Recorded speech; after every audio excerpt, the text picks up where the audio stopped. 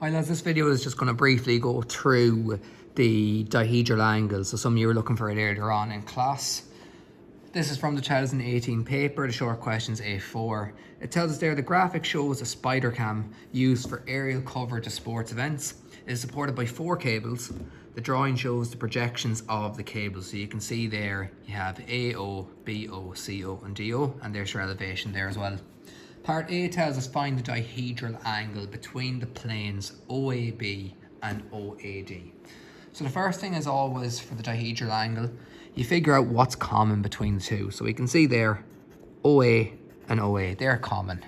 So what that means is we have to look in perpendicular to OA. We want to find the angle between these two planes here, and there's the line of intersection between the two. If we look in perpendicular to the line OA, with this being our plan, we're going to create a new elevation up here, an auxiliary view.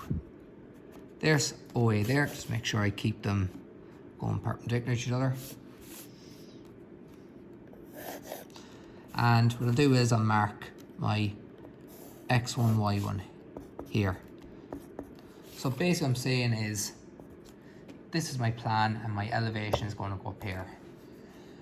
As always, if we think of our geometric principles, a line parallel to the XY line in plan is going to appear as a true length in elevation. So we're going to get the true length of the line OA, and we know when we get our true length of our line OA here, if we look in perpendicular to that, so you imagine the pencil, that being a true length there, look in perpendicular, which is a point. And that point view is going to give us where the two planes meet, which is going to give us the dihedral angle as a result. So we're looking at OAB and OAC. So I need to take up B as well. So B there and D there. As always, we go 2 views back. So 1 view back is into our plan, 2nd view back is into our elevation. And I'll just take these lines down here so I can get the exact points where they hit the XY line. So there's B there, there's C, O, A, and D.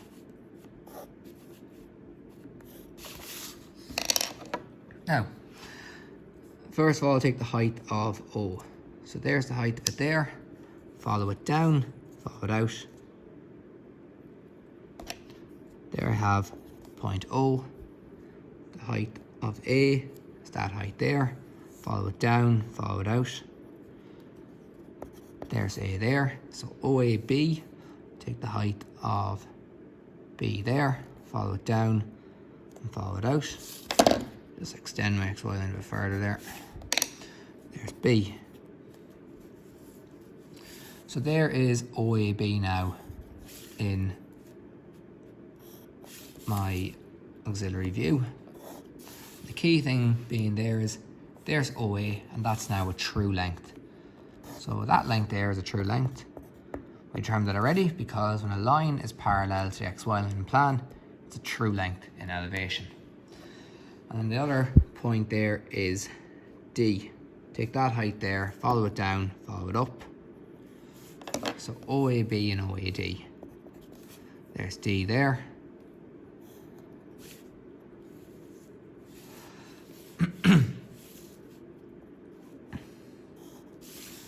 They connect together like that. So OAB and OAD. Now that we have our true length, we look in perpendicular to that. So we have a true length just like the pencil. Look in perpendicular, we see it as a point. So look out in this direction here, and we extend out D and B as well. Keep our XY line here. That's going to be our X2, Y2, and as always, 2 views back each time. So, the distance out to B is there, follow it up and follow it out.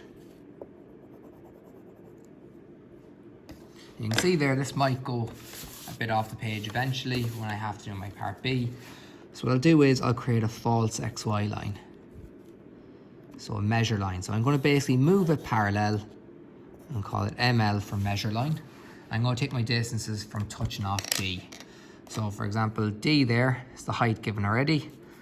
That's going to be a new position of D there. And B is just going to be that little bit closer as a result then. So you can see it's moved from there to there, just to make sure I have enough space on the page. The distance to O from my new measure line is there.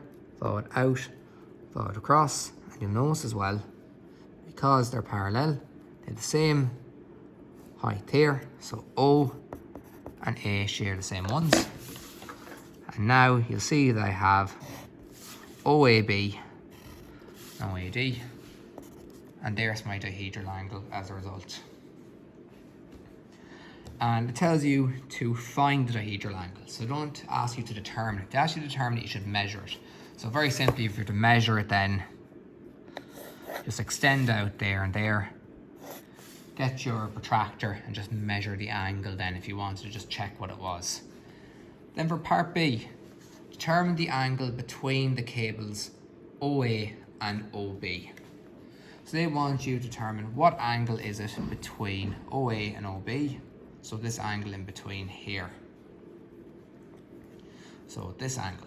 Now at the moment we don't have it. Even though we can see it there, it's a plan view, we don't actually see the true shape of that. The only way we can see a true angle is by looking at a true shape. Now we already have OAB here, and we can see it as a line. So if you imagine having the set square, if we tilt it up, we can see, even though it's a 3D shape, or sorry, a 2D shape there, if we tilt it up, we see the whole thing as a line. Even though it's three sides, we see all three sides as a line all the way across. Because we already have that edge view there, if we look in perpendicular to that edge view, we're going to see a true shape. So we're basically going from having it standing up like this to basically flipping it down on the table then flat to see the triangle. And that'll give us the angle then as a result. So we then create a third auxiliary in this case. We look in perpendicular to that there, going out there, and out there. Create a new XY line here, and that's going to be X3 and Y3. We always go 2 views back. 1 view back, 2 views back. And what I'll do is, so I don't go off outside my border, I'm going to move my X2, Y2 back to touch off corner A. So I'm going to create a new measure line there again. So ML for measure line. It's touching off A already. So A is going to be that point there. The distance back to O is going to be that distance there.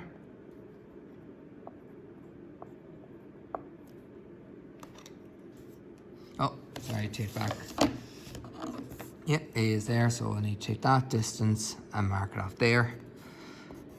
So there's O, sorry. And the last one is the distance to B, which is this distance here. Follow it out and follow it down. And I join those together.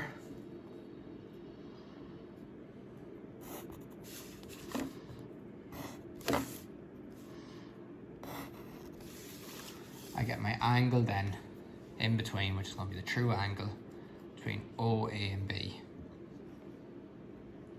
So hopefully that video helps anybody who may have been stuck on that question there.